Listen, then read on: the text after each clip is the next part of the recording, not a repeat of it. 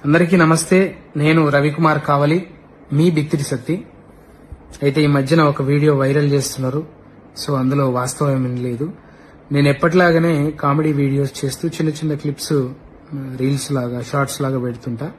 అందులో చిన్న spelling mistake అయింది. సో భగవద్గీత అంటే నేను ఆరాధిస్తా, పారాయణం చేయడానికి ప్రయత్నిస్తుంటా, ప్రచారం చేస్తుంటా.